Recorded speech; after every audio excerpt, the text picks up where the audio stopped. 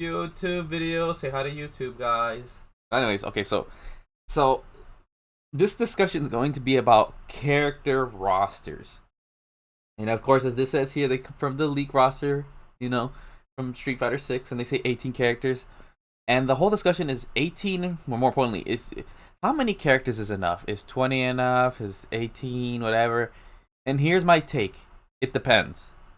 Like, if you're like a starting game, or especially like an indie game, I think 18 is very, very good. Like, 12 is not bad. If you're like an indie or a starting, or it's your first fighting game, sure. But here's my thing. Like, I think 20 is solid. Like, especially for any fighting game, 20 is actually a pretty good number. Like, generally it is, and especially like competitive wise, it makes it easier when you just like release characters slowly. Right. But like Guilty Gear Strive, right? Like you're getting maybe 5 characters. I think that's a good way to put it. Like 5 characters a year is solid because characters take a lot of time and effort to work, and then trying to adjust the meta, 100%, right? But here's the two exceptions in my opinion that it is not enough. Legacy titles and crossover games. Why is that? Crossover games is the easier one. We'll start with that one. Crossover games, your main gimmick is your characters.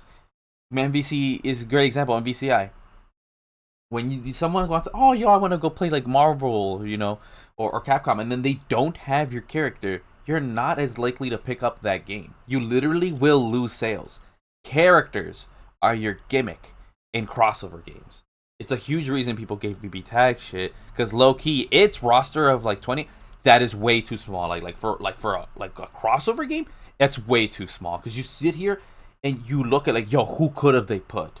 And that's the whole thing when we go back to legacy titles. When people have to ask, oh, who could have they put? That's when your list is too short. So Street Fighter, in my opinion, having just 20, that's too small. That's way too small. You have way too many legacy characters. In a competitive sense, it does suck. Like, I prefer a smaller cast. But my resolution to that, like, it's either one of two things. You could do the whole BB Tag MVC thing where you kind of homogenize kind of the cast, sort of. They can still have unique stuff, right? But they basically all play the same minus their special moves. I think that makes sense for crossover games because it's a lot of effort. Just make it a fun game. It doesn't have to be competitive or anything, right? Maybe the competitiveness revolves around the mechanics of the game and the people's unique way to assist. Cool, that's one solution, right? Easy for tag fighters and shit. But for games like Street Fighter and Tekken, in my opinion, the only resolution to make them competitively viable is just straight up. I mean, some characters are just gonna get cucked. That's just what it is, right? Some characters just won't make it. Enough said, right? But the main thing I would say is, I mean, the season release pass, okay, not too bad, right? Get people more custom and you release 5 to 10 characters every season. But I think base roster still 20 is too small. I would say 25, 30. And then slowly a custom, like maybe releasing one free if it's a legacy character, because locking legacy characters behind a paywall is kind of whack. But more importantly, just don't make it balanced. Like some characters are just gonna be low tier.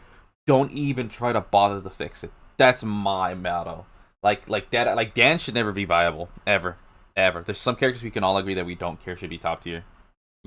That's my solution to that. Yeah, have 40 plus characters. Just don't make half of them viable. And that was my biggest problem with Tekken 7. Like, oh, yeah, 40 characters. Dude, if you don't know shit, man, anyone can clap you in that fucking game with some gimmicky ass character, bro. It's annoying. But yeah, that's how my whole take on character roster size. 20's good enough if you don't have a legacy. If you don't have a legacy and you're, it's just a base fighting game. Every other one, like if you're like a legacy fighting game or fucking you know, whatever.